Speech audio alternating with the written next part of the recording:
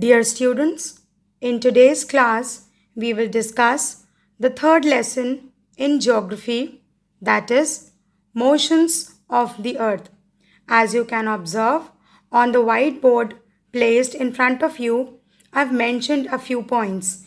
As we have already discussed it during the class, let us quickly revise it.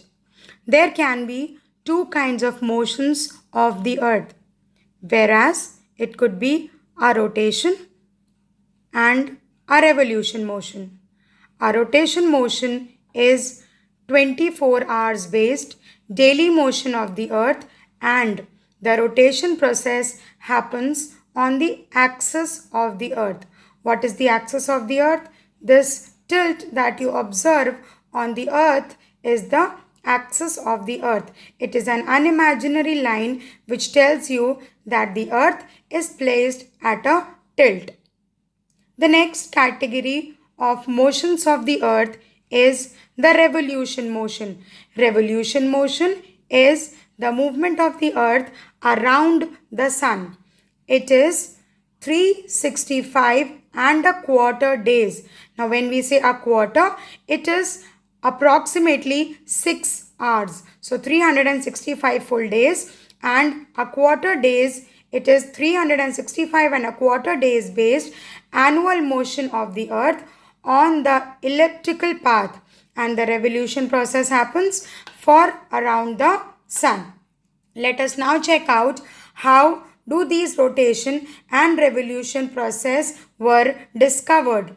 Initially, people used to believe that the earth is a stationary object, that the earth is not moving, whereas the sun must be moving around the earth because we see it sometimes in the sky, say during the daytime, and it disappears eventually during the night time. But during the 16th century, Nicholas Copernicus made it known, he observed, he identified, and he explained it to the world that the earth is not stationary but the earth is moving. This gave us the concept of two basic motions of the earth, namely the rotation motion and the revolution motion. Let us now check out how is the earth inclined.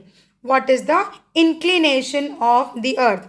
As you can observe in your books in figure 3.1, it says that the earth is tilted at an angle of 23.5 degrees. This is 90 degrees, the dotted lines. Whereas the earth is not stationary placed, it is not straight, but it is a little tilt.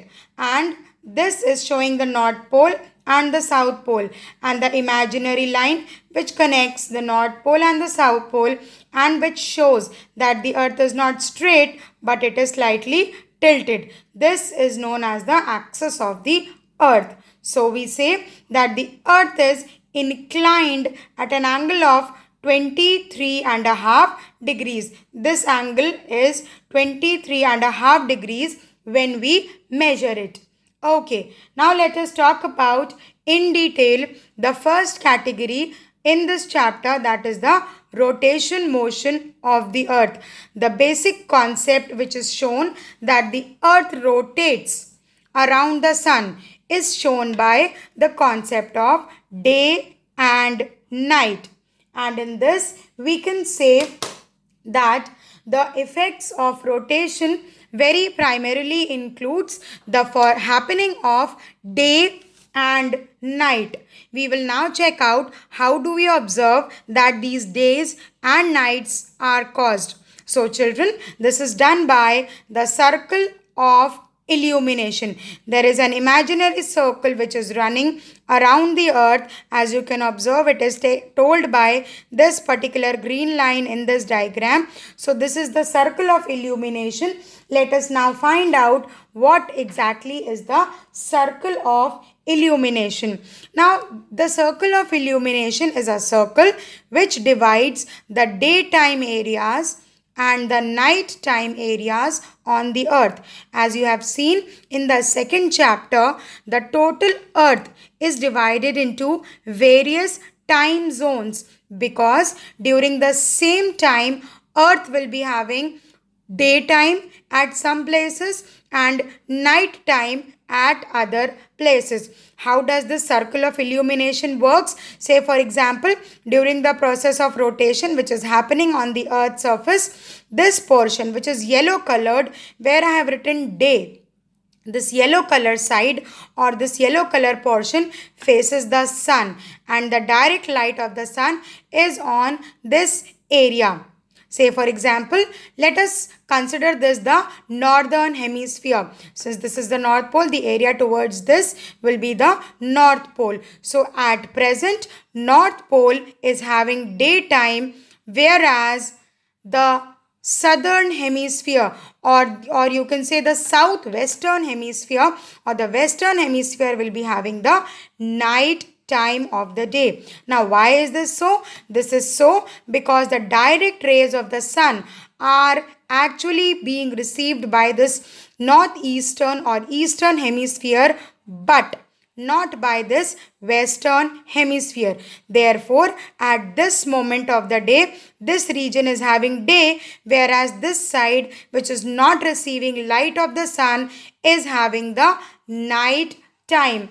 Meanwhile, there is time of dusk and dawn.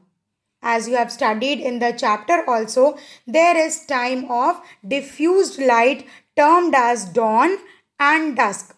The early morning time when the sun is about to rise, these areas are not having the direct light of the sun but little slanting light of the sun.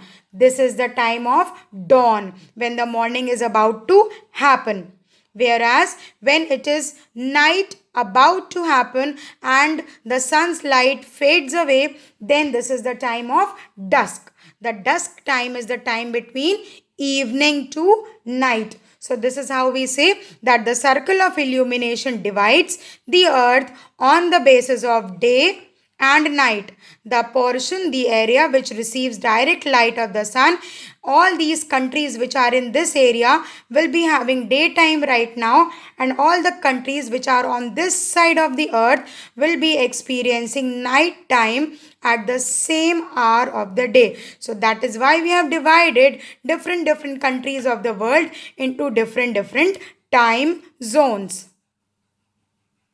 I have tried to arrange an experiment for you which will very clearly show the circle of illumination. Now this red color ball represents the sphere of the earth, whereas the light that you see towards side A is the light of the sun. Now let us try to observe this with the help of this following example or experiment. Now side A, which is receiving the direct light of the sun, is the bright side, and in all these places it will be daytime. As you can see, there is this black color line which is dividing this sphere into two parts. Now let us observe, let us imagine that the earth has rotated on its axis and side B turns up. Side B, which was earlier darker, has now reached towards the sun, and this B side, which was dark previously, is now bright, as you can see. So this is how A side is now having night, whereas B side is now having the day. In the earlier case, in the previous case, A side was having day, whereas B side was having night. So this circle which divides the earth into day and night is known as the circle of illumination. I hope this much is pretty clear to all of us. Let us now talk about the next topic, effects of different speeds of earth. As you can see in your books, the earth rotates at a speed of 1600 kilometers per hour at the equator. The speed reduces as we move towards either the North Pole or towards the South Pole. Therefore, from 1600 kilometers per hour, it reduces to 1200 kilometers per hour at 45 degrees north and 45 degrees south. And the speed further decreases as we move towards the poles.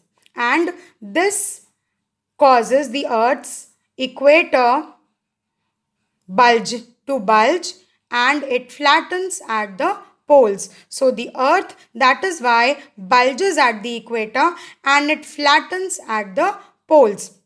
And it also causes the circulation of ocean currents, the general circulation of the atmosphere, and it also causes the deflection. Deflection means change, a little change in its direction of ocean currents and winds also. You will talk about all this in detail in the further coming chapters. Now let me tell you one more thing. As the earth rotates from west to east, that is why all the other objects appear to move east to west. Do you know the phrase, the sun rises in the east and sets in the west? Let me tell you, this is actually not true, because it is not the sun which is moving, it is the earth which is moving, and everything apart from earth seems to us that it is moving east to west, whereas actually the sun is not moving but the earth is moving.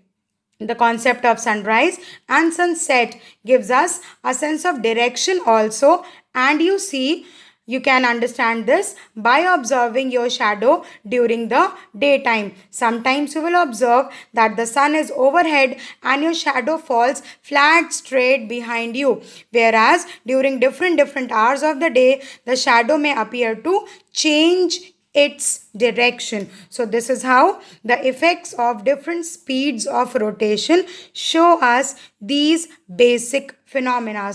Now it is very interesting to know what will happen if the earth someday stops rotating.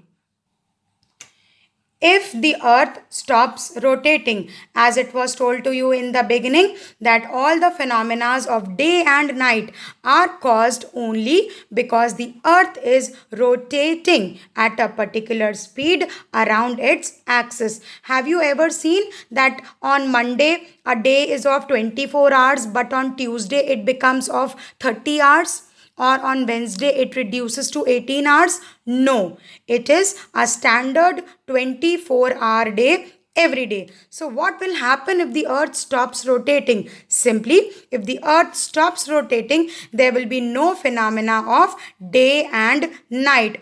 Once the area which is towards the sun will continue to experience only day every time for years and years, and one area or one region which is away from the sun will continue to experience night during hours and years.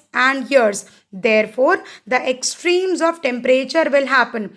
The region which will face the sun will experience only summers, whereas those places which will be away from the sun will experience only winters, or always the colder time, or always the night time. And ultimately the earth will become inhospitable and unsuitable for human beings to live. So this is how we come to the end of the first section. For revolution topic, we will meet in the next video. Till then, keep studying. Thank you.